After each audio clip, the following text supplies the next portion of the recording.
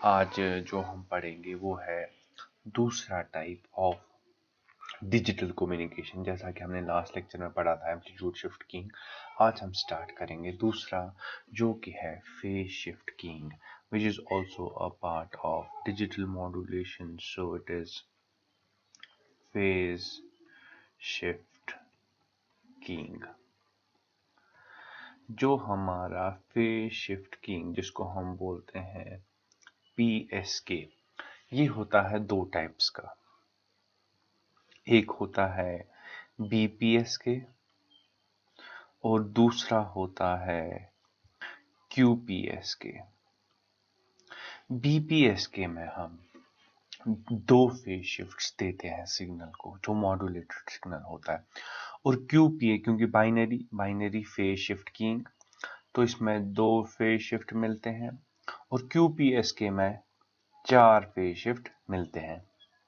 BPSK में 1 bit at a time जाती है, एट अ टाइम। और जो हमारा QPSK में है, इसमें हम 2 बिट्स एट अ टाइम भेजते हैं। देखो 1 बिट या तो हो सकता है 0 या तो हो सकता है 1। 0 के लिए एक फेज शिफ्ट होगा और जो हमारा 1 है उसके लिए एक फेज शिफ्ट होगा। लेकिन इसमें जब 2 bits at a time, 2 bits 4 types की हो सकती है, या तो 0 0 हो सकती है, या तो 0 1 हो सकती है, या तो 1 0 हो सकती है, या तो 1 1 हो सकती है। मुझे इन चारों के लिए अलग अलग फेज शिफ्ट देने पड़ते हैं, इसीलिए हमें इसमें 4 फेज शिफ्ट देने पड़ते हैं। चलिए आज हम देखेंगे BPSK क्या होता है, ठीक है। चलिए ओके। तो जैसा कि आप देख रहे हैं M of t यहाँ पे मैसेज सिग्नल है।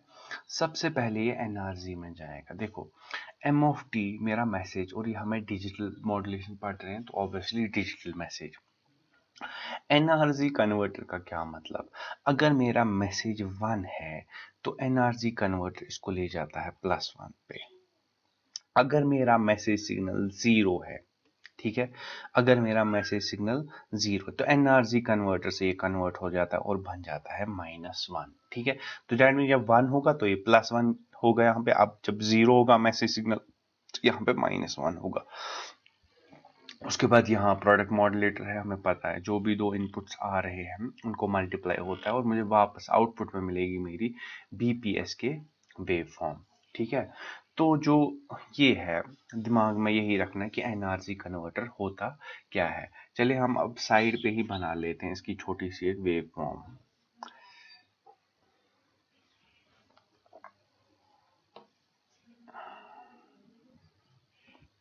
तो जी जैसा हमारा डेटा दिया हुआ है, आप देख सकते हैं जो मेरी मैसेज सिग्नल है वो मैंने यहाँ पे लिखी हुई है। तो पहला बिट है 1, यहाँ 0 1 1 0 1।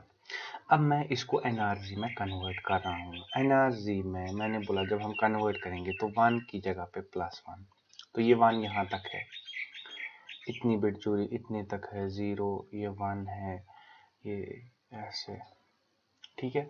तो यहाँ तक ये आ गया +1। उसके बाद 0 है तो ये गया यहाँ पे और इसका वैल्यू है -1। यहाँ पे 1 है तो +1, 1 +1, 0 पे -1, 1 पे +1। और ये मेरा कैरियर है, एक सिंपल कैरियर एक मैंने बनाया हुआ है, ठीक है। तो जैसा कि आप देख सकते हैं, अब जो मेरा आउटपुट होगा, जो मेरी BPSK वेव फॉर्म है, वो क्या होगी, सिंपली दिस सिग्नल, ये वाली सिग्नल मल्टीप्लाइड बाय NRZ। पहला जो पार्ट है that is 1 into carrier, that will be carrier ही, तो मैं इसको सीधे बनाऊंगा ऐसे। उसके बाद जो दूसरा है इसमें क्या है, ये है -1, यहाँ पे है ना -1, और यहाँ पे एक कैरियर है। तो कैरियर को जब -1 से मल्टीप्लाई करेंगे तो क्या आएगा, ये आएगा, ये आएगा माइनस, मतलब AC cos omega CT into -1 will be -AC cos omega CT। तो ये कुछ ऐसे आएगा, आ गया ना माइनस, क्योंकि हमें पता है। देखो आप ऐसे भी कर सकते हो, cos of omega CT plus 180 क्या होता है, बराबर -cos ओमेगा सी टी के बराबर। ठीक है, तो क्या है, सिंपली 180 डिग्री का फेज शिफ्ट मिला, तो इसमें ही चेंज आ गया माइनस का। तो अब जो, अगर मैं यहाँ पे ये वाली सिग्नल देखूं यहाँ से यहाँ तक, और इसको रखूं मैं S1 ऑफ टी, और इसको रखूं मैं S2 of t. S1 of T है AC cos ओमेगा सी टी के बराबर, लेकिन S2 ऑफ टी क्या है, माइनस AC cos ओमेगा सी टी। देखो फिर से हमारा 1 है, तो यहाँ पे जो ये कैरियर है ये एज इट इज वापस आ जाएगा ऐसे, फिर से 1 है तो फिर से वही, लेकिन अब यहाँ पे है -1, -1 में उल्टा जाएगा लाइक दिस, उसके बाद 1 फिर से, तो कैरियर एज इट इज। ठीक है, तो जो मेरा, जब मैं ट्रांसमिशन फॉर ट्रांसमिशन ऑफ 1, तो S1 ऑफ टी है AC cos ओमेगा सी टी, लेकिन for transmission of 0, S2 of T जो है वो है माइनस AC cos ओमेगा सी टी। तो दैट मीन जो हमारा बीपीएस की वेव फॉर्म है, इसके दो वैल्यूज हो सकते हैं, या तो प्लस AC cos ओमेगा सी टी या तो माइनस AC cos ओमेगा सी टी। ठीक है, तो 1 इज रिप्रेजेंटेड बाय, इसको बोला जाता है, जब 1 होगा तब एक्चुअल कैरियर, क्योंकि वापस आया AC cos ओमेगा सी टी, और जब 0 होगा तब फेज शिफ्टेड कैरियर।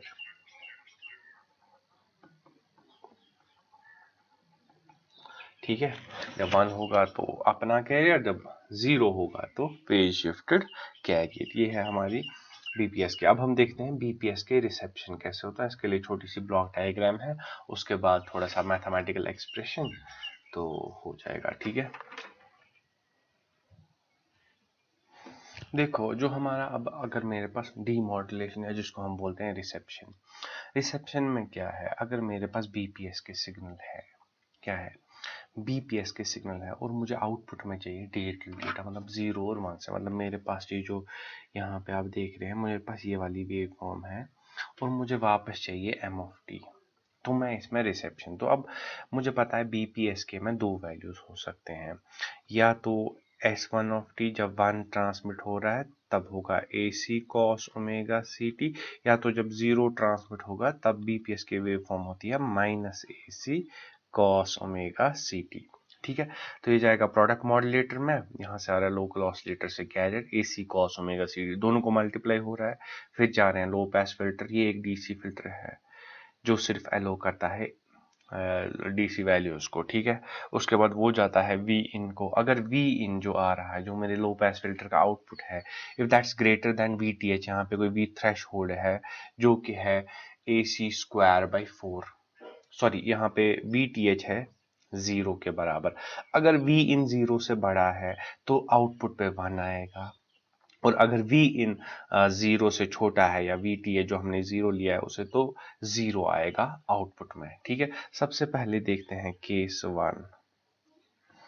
केस 1 तब जब हमारा क्या बोलते हैं 1 ट्रांसमिट हुआ होगा, तब S1 ऑफ टी आएगा, और वो होगा AC cos ओमेगा सी टी, वो आएगा यहाँ पे, और वो मल्टीप्लाई हो जाएगा इसके साथ, इसको मैं रख लेता हूँ V2 यहाँ पे, आउटपुट ऑफ प्रोडक्ट मॉड्यूलेटर, तो V2 होगा AC² या AC cos ओमेगा सी टी इंटू AC, वो होगा AC² cos² omega C t, और आप लोगों को अभी तक ये याद भी हुआ होगा, तो ये आएगा ऐसे AC² 2 plus cos of 2 times omega C t divided by 2।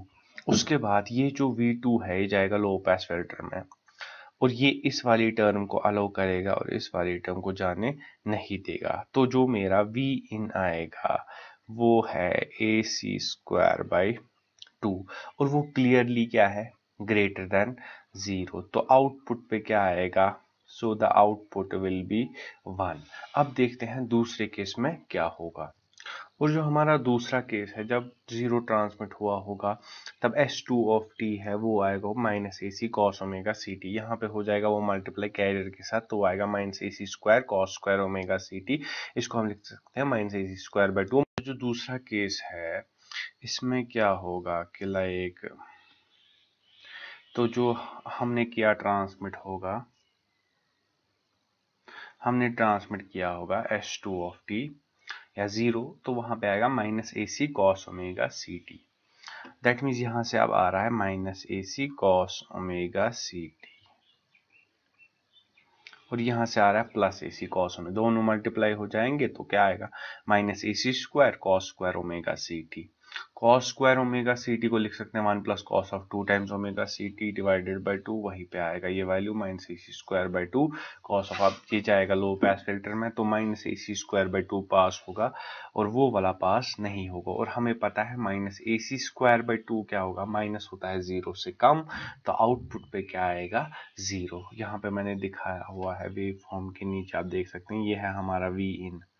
जब 1 होगा तो AC स्क्वायर बाई 2 होगा, जब 0 होगा माइनस AC स्क्वायर बाई 2। जब 1 होगा AC स्क्वायर बाई 2, जब 0 होगा तब माइनस 1 होगा तब AC स्क्वायर बाई 2। 0 है माइनस AC स्क्वायर बाई 2, 1 है प्लस AC स्क्वायर बाई 2, 1 0 1 1 0 0। ठीक है, इतना सारा है। Thank you so much for watching. और ये जो वीडियो था, this was actually presented by the Department of Electronics and Communication, SSM College of Engineering. I am myself Shahinat, working as an assistant professor in the same department, SSM College of. Thank you so much for watching.